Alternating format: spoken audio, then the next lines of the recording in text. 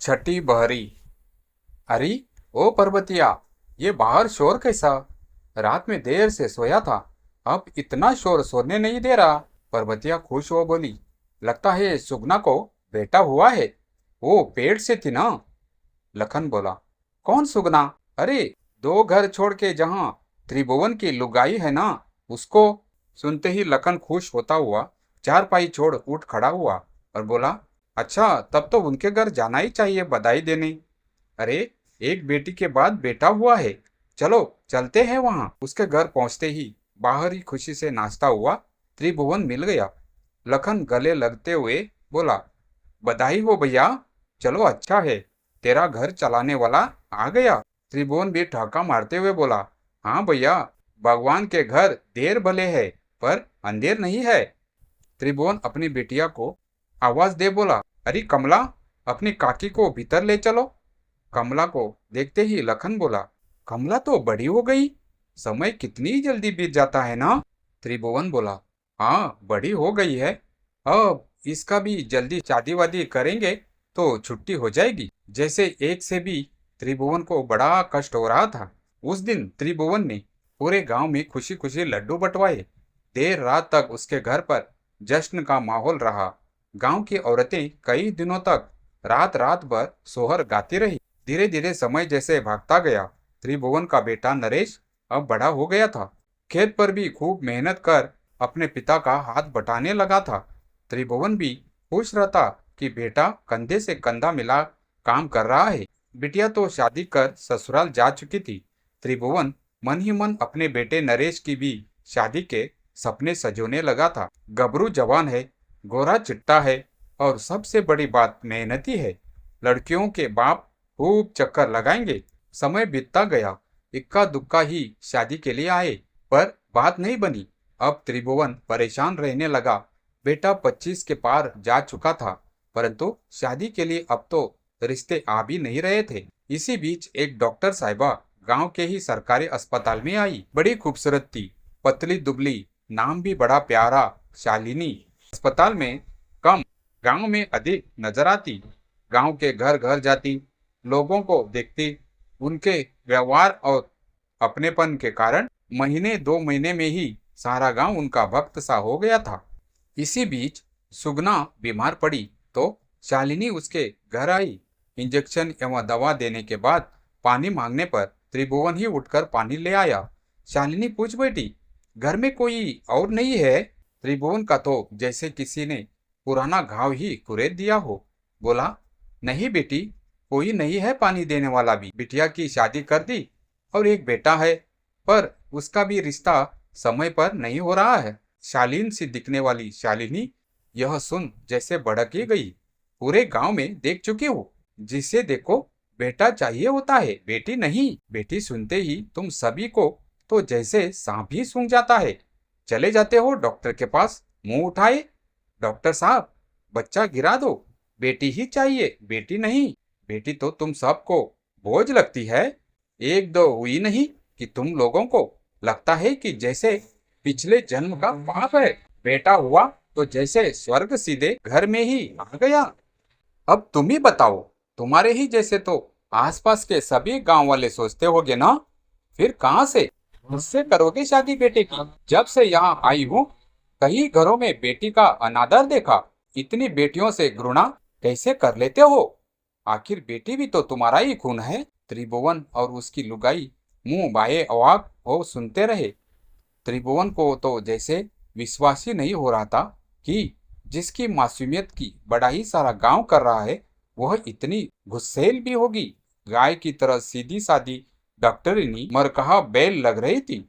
सुगना के तो आंखों से आंसू झर झर बहे जा रहे थे। शालिनी की फटकार सुनकर शालिनी ने जब सुगना को रोते हुए देखा तो उससे मुखातिब हो बोली, अब रोने से क्या फायदा? तुम भी तो इस गुनाह में इनके साथ रही। अब दोनों रोना धोना छोड़ गांव वालों को जागरूक करने में मेरा सहयोग करो। मेरी कम सुनते हैं, भाषा भी हमारी उन्हें कम समझ आती। तुम गांव वाले ही एक दूसरे को समझाओगे तो ज्यादा असर पड़ेगा। बेटा बेटी एक समान, दोनों को दुनिया में ला, बनो महान। ये नारा जन जन तक पहुंचाओ। सब समझाकर जैसे ही शालिनी जाने लगी, पर्वतिया आ गई। डॉक्टरनी को देख क्या हुआ क्या हुआ बोलते हुए सुगना को बिस्तर पर देख उसके पास दौड़ी। अरे क्या हुआ सुगना तुझे? अरे कुछ नहीं, बस थोड़ी तबीयत खराब हो रही है। तनिक पानी दे दो, दवा खा लेगी। डॉक्टरनी की दवा दिखाते हुए बोली। हाँ हाँ क्यों नहीं, अभी लाती हूँ पानी। पर्वतिया पानी लाकर देते हुए फिर बोली, हमारे नजर में एक लड़की है, उसको अपना बहू बना लो। अच्छा? जैसे ही ये बात सुनी, सुगना खुशी से उछल पड़ी। बीमारी तो रफू चक्कर हो गई कुछ देर के लिए। पर्वतिया बताने लगी, मेरे मामा के बेटे को बंगाल से लड़की लाई। खर्चा थोड़ा ज्यादा लगा, पर बहू बहुत खूबसूरत मिल गई।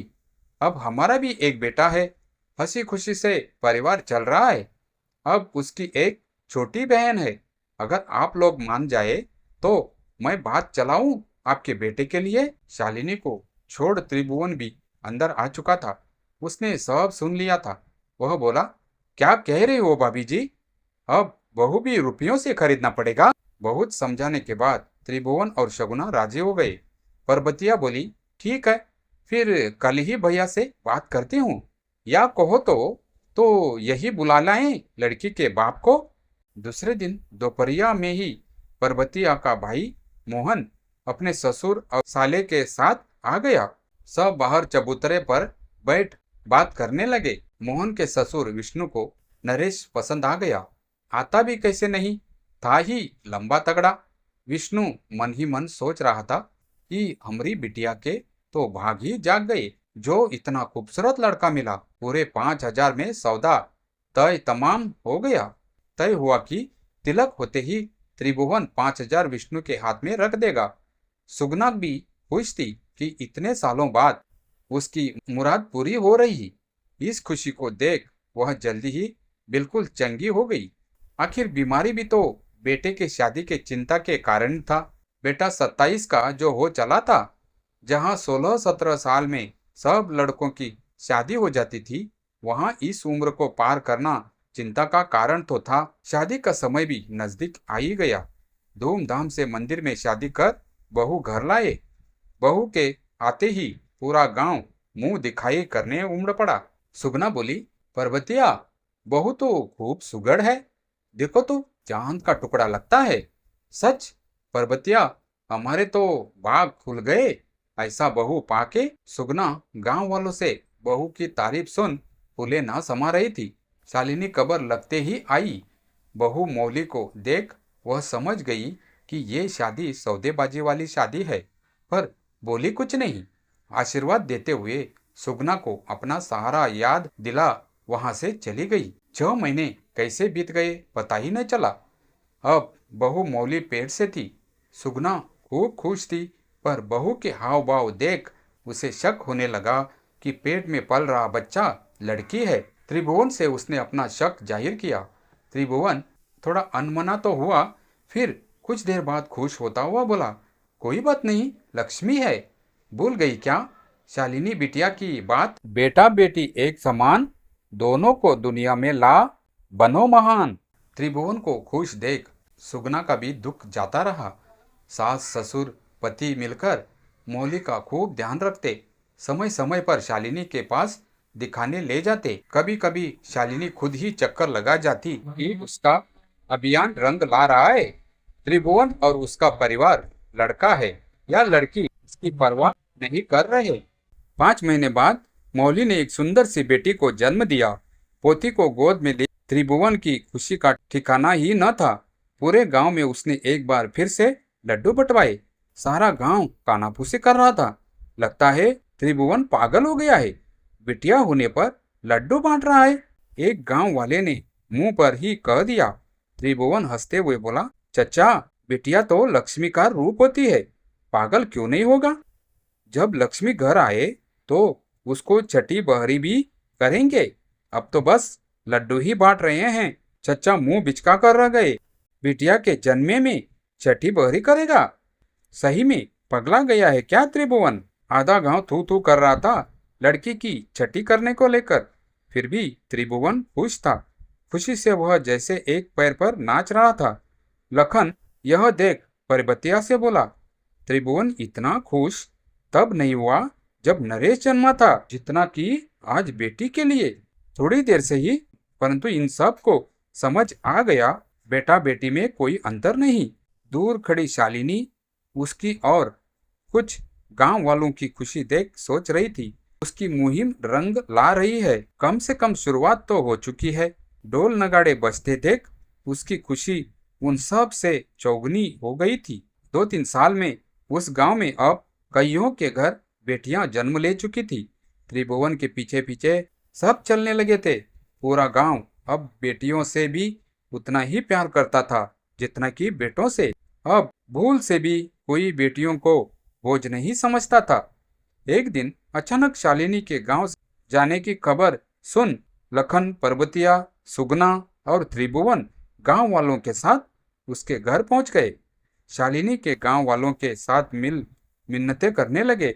एक स्वर में आवाज गूंजी, बिटिया तुम मत जाओ ये गांव छोड़ के। तेरे कारण ही हम सब जान समझ पाए कि लड़की भी बहुत जरूरी है। शालिनी उन सब को देख भावुक हो गई।